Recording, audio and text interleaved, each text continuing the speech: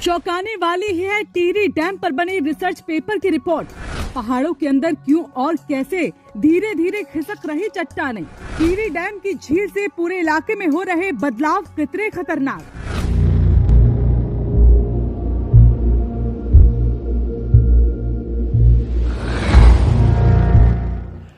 नमस्कार, आप देख रहे हैं राजकुमारी, आपके साथ मैं हूं भुवन शर्मा। जोशीमठ, कर्णप्रयाग, टिहरी या मसूरी, इन जगहों में हो रहे भूधसाव की वजह से बड़ा संकट खड़ा हो गया है। इसका बड़ा कारण हिमालय में हो रहे बदलाव है और इस बदलाव की वजह जो है वो बड़े बड़े बांध हो या फिर बड़ी बड़ी परियोजनाओं के निर्माण, जिसमें हिमालय के अस्तित्व पर संकट के बादल मंडरा रहे हैं। जोशीमठ में हो रहे भूधसाव की वजह से संकट खड़ा हो गया है और इसका बड़ा कारण हिमालय में हो रहे बदलाव हैं।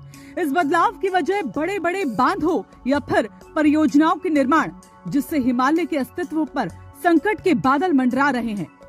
पर्यावरणविद और वैज्ञानिक अपनी रिपोर्टों में इस बात की सिफारिशें कर चुके हैं कि हिमालय में बड़े बांध बनाने से बड़ा नुकसान हो सकता है। इसका जीता जागता उदाहरण टिहरी डैम पर बने एक रिसर्च पेपर की रिपोर्ट में आया है कि डैम के रिजर्वायर की वजह से हिमालय का जीपीएस सिस्टम बदल रहा है। उत्तराखंड में बांधों की वजह से कई तरह की दिक्कतें आ रही हैं।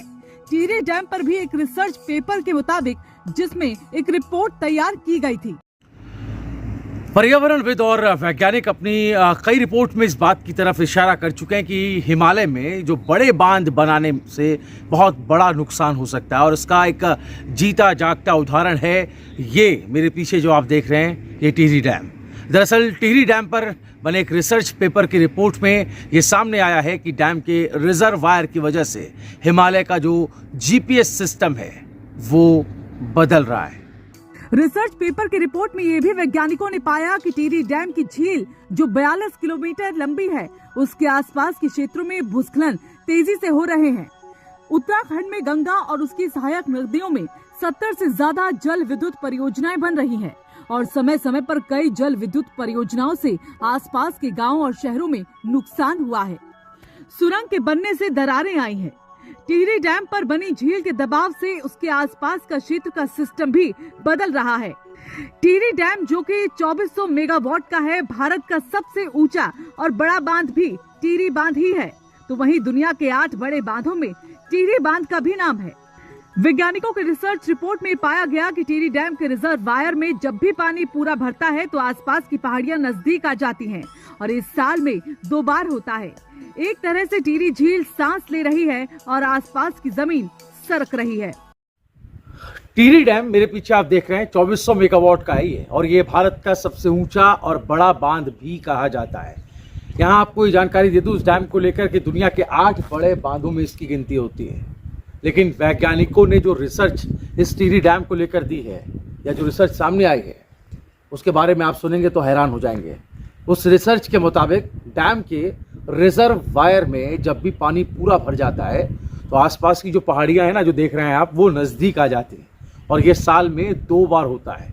जी हाँ, दरअसल रिजर्वायर में पानी भरने से जो आसपास की हिमालय क्षेत्रों की पहाड़ियां हैं वो अपनी जीपीएस धीरे धीरे बदल रही हैं। ये चौंकाने वाली बात है जो कि वैज्ञानिकों की रिसर्च में सामने आई है। यानी उनकी जियोग्राफिकल कंडीशन जो है उसमें बदलाव होता है। आने वाले वक्त के लिए इसे एक बड़ा नुकसान बताया जा रहा है, जो कि चिंता का सबब है। सुप्रीम कोर्ट की अध्यक्षता में 2013 की आपदा के बाद एक कमेटी बनी थी। इस कमेटी का मकसद था कि उत्तराखंड के हिमालय रीजन में निर्माण हो रहे बांधों की वजह से क्या असर हो रहा है। कमेटी ने अपनी रिपोर्ट में कई सिफारिशें की, जिसमें जोशीमठ की तपोवन विष्णुगाड़ परियोजना पर भी कहा गया। क्योंकि जोशीमठ एमसीटी यानी मेन सेंट्रल थ्रस्ट जोन में आता है, इसलिए इसके उत्तर में यानी जहां पर जोशीमठ में विष्णुगाड़ परियोजना बन रही है, वहां कोई परियोजना नहीं बनाई जानी चाहिए। लेकिन कमेटी की सिफारिशों को नहीं माना गया। टिहरी डैम की वजह से बनी झील के दबाव की वजह से यहाँ आसपास के इलाकों में काफी बदलाव देखने को मिल रहा है और ये प्रकृति के साथ हो रहा बदलाव है। सिर्फ यहाँ पर नहीं बल्कि जहाँ जहाँ पर बड़ी बड़ी परियोजनाएं पहाड़ों के बीच में चल रही हैं, वहाँ वहाँ हम ये परिवर्तन देखते हैं, ये बदलाव देखते हैं। ये बदलाव क्या आने वाले वक्त के लिए खतरे के संकेत हैं, ये अपने आप में बड़ा सवाल है। इस पर तमाम वैज्ञानिक जो हैं वो रिसर्च कर रहे हैं। आप जोशीमठ का उदाहरण भी देख सकते हैं, जहाँ बड़ी बड़ी हाइड्रो प्रोजेक्ट्स जो हैं वहाँ पर बन रहे हैं, चल रहे हैं। बिजली उत्पादन के लिए बड़े बड़े डैम, बड़े बड़े प्रोजेक्ट्स बन रहे हैं, टनल बन रही हैं, लेकिन कैसे वहाँ पर लोग जो सालों से, सदियों से रह रहे हैं, कैसे मुसीबतों का सामना कर रहे हैं। हमारी ये रिपोर्ट आपको कैसी लगी कमेंट करना में ना भूलिएगा। ज़्यादा से ज़्यादा इस वीडियो को शेयर करें और ऐसे ही वीडियोज़ के लिए, ऐसी खबरों के लिए, ग्राउंड जीरो की रिपोर्ट्स के लिए देखते रहें राइश कुमार।